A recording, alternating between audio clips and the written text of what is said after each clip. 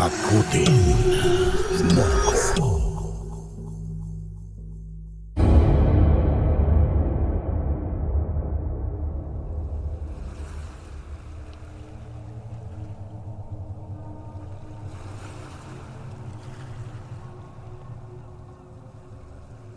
Ako po si Jude.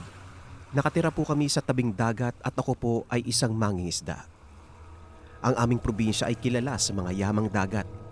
Pangingisda ang pangunahing ikinabubuhay ng mga tao sa amin. Hindi kami nagugutom dahil sa sobrang dami ng lamang dagat ang aming mga nahuhuli. Maganda na sana ang lahat. Ngunit may lihim ang malawak na karagatan na nagbibigay buhay sa amin. Ang nagbibigay buhay ay tagakuha rin naman ng buhay ng mga taga sa amin. Narito ang kwento tungkol sa aming karagatan na kung tawagin ay Dagat Humilon. Makailang beses nang may mga namatay sa dagat na yon. Napakagandang pagmasdan ng dahan-dahang paglubog ng araw doon. Ngunit pagkagat ng dilim, nasa isip na ng bawat isa sa amin ang mga lagim na nangyari sa ilan sa mga kasamahan naming mangingisda. Tulad ng nangyari kay Mang Jerry, nang siya ay pumalaot isang gabi kasama ang kanyang manugang na si David, nabuhol sa elisi ng bangka ang kanilang lambat at kailangan itong tanggalin. Tumalon si Mang Jerry sa dagat habang iniilawan ng flashlight ng kanyang manugang mula sa bangka ang elisi. Maya-maya ay biglang nagulat si David. Nang biglang lumubog si Mang Jerry pailalim na parabang may humila sa kanya. Tumalon si David upang iligtas si Mang Jerry. Ngunit hindi nito nagawang iligtas ang biyanan. Ayon kay David, hindi niya nagawang iligtas ang kanyang biyanan dahil sa sobrang bilis ng paglubog nito. Pero meron siyang nakita. 2 kamay na nakahawak sa magkabilang paa ng matanda na hinila ito pailalim.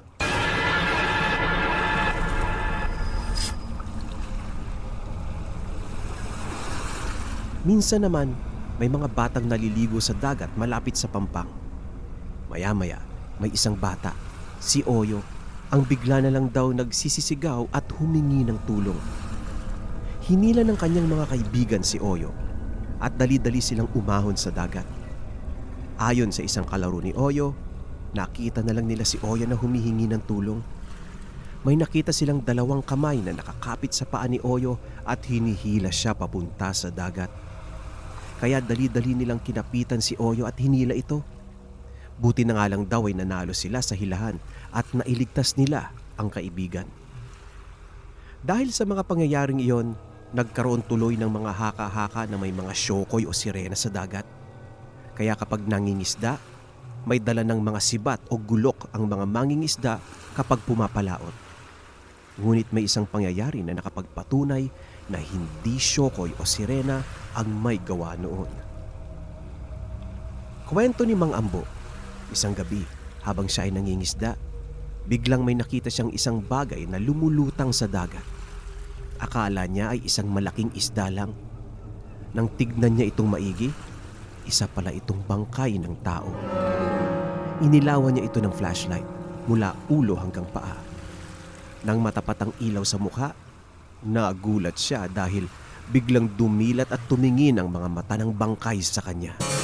Sinubukan pa nga daw ng bangkay na abutin siya, ngunit nakaiwas siya.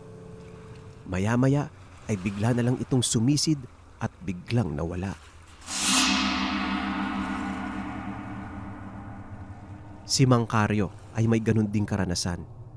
Isang gabi, kasama naman ito ang kanyang anak na si June sa pangingisda.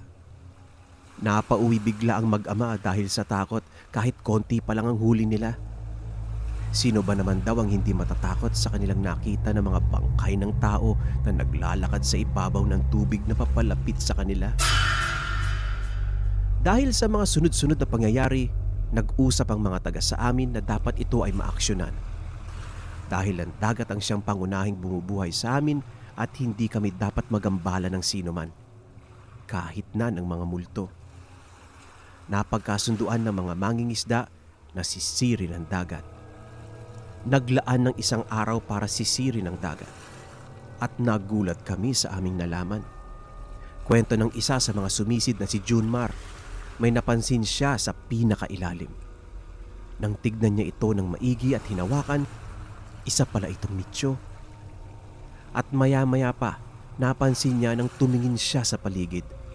Nung una ay hindi niya akalain dahil tinubuan na ng mga lumot at halamang dagat. Pero sakalang niya napansin na mga krus pala ang mga iyon. Isang malawak na sementeryo pala ang ilalim ng dagat. At tama nga, dahil ayon sa kwento ng isang matanda sa amin, ang pampang ng dagat namin noon ay lupa pa lamang at sa bandang malayo ay isang sementeryo ang nakatayo. Isang malakas na lindol ang yumanig at inilubog nito ang sementeryo sa ilalim ng dagat. Kaya siguro may mga multo na nagpapakita dahil sa mga kaluluwa na mga nailibing doon. Isang araw, isang pari na sakay ng isang bangka ang binendisyonan ng paligid na sakop ng sementeryo sa ilalim ng dagat. At ang mga taga sa amin simula nun ay naging tahimik na ang pamumuhay.